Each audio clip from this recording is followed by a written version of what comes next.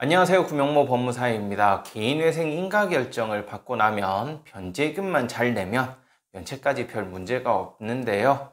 이 변제금을 잘 내는 게 가장 힘들죠. 제 고객 중에서도 이 변제금을 못 내서 폐지 예정 통지를 받거나 실제 폐지가 나는 사례도 종종 있습니다.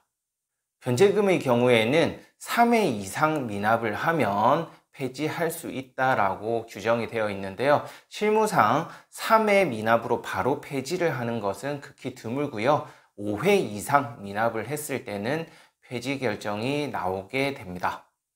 다만 바로 폐지 결정을 내리기보다는 미리 예고 통지를 해주는데요. 그것이 바로 폐지 예정 통지서입니다. 이번 시간에는 이 폐지 예정 통지서가 나왔을 때 어떻게 대처해야 되는지 설명드리겠습니다.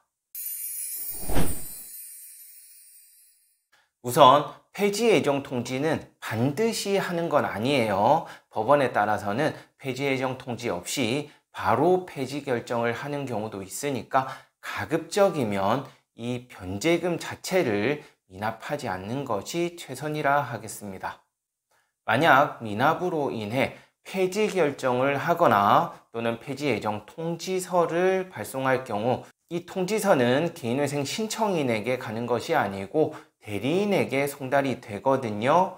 예외적으로 대리인이 인가결정 후에 그 의뢰인인 신청인과 연락을 차단하면서 송달장소 변경 신청을 했다면 그 신청인인 채무자에게 우편으로 폐지 예정 통지나 폐지 결정이 송달이 되지만 이렇게 송달장소 변경 신청을 한 게 아니라면 통상적으로는 대리인에게 송달이 되게 되어 있습니다. 따라서 이 대리인을 통해서 폐지 예정 통지나 폐지 결정을 안내받게 되는데요.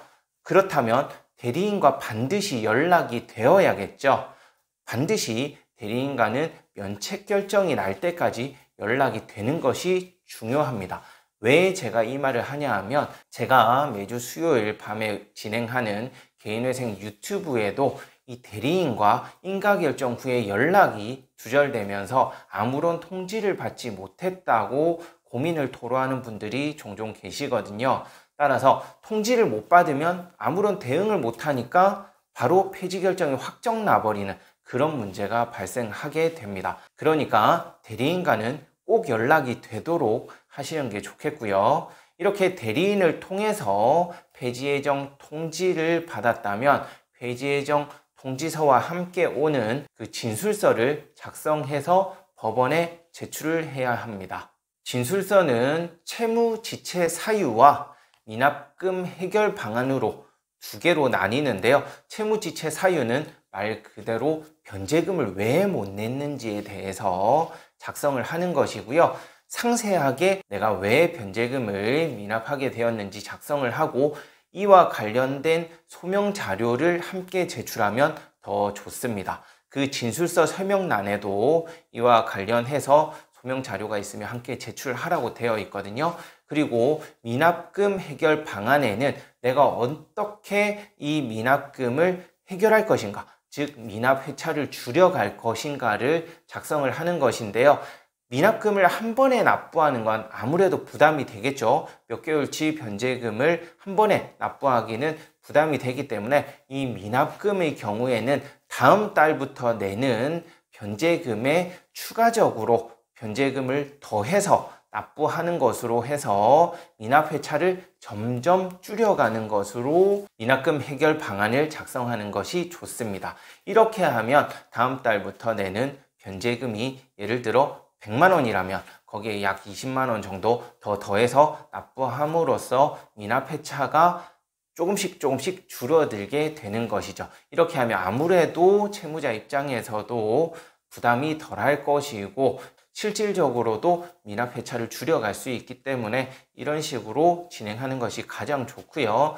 그 진술서에도 이와 같은 방식으로 작성을 해서 제출하면 무난하다고 하겠네요. 이와 같이 폐지 예정 통지서가 오게 되면 반드시 진술서를 작성해서 제출을 해야 법원에서 조금 더 시간을 주게 되고요. 만약 이를 무시한다 그러면 바로 폐지 결정이 이어서 나올 수 있으니까 꼭 주의하셔야 할 것 같습니다. 만약 폐지 결정이 나와버리게 되면 미납금 전액을 일시적으로 2주 내에 상환하지 않는 한 회생 절차를 되살릴 수가 없거든요. 그러니까 아무래도 크게 부담이 작용하게 되겠죠. 따라서 폐지가 나오기 전에 조금씩이라도 미납금을 줄여가는 것이 최선이라고 하겠네요. 네, 이번 시간에는 폐지 예정 통지서에 대해서 설명드렸는데요. 이번 영상 보시고 또 궁금한 사항이 있으시면 앞서 말씀드린 매주 수요일 진행하는 유튜브 라이브에 참여하시거나 이 번호로 전화 주시면 제가 상담해 드리도록 하겠습니다.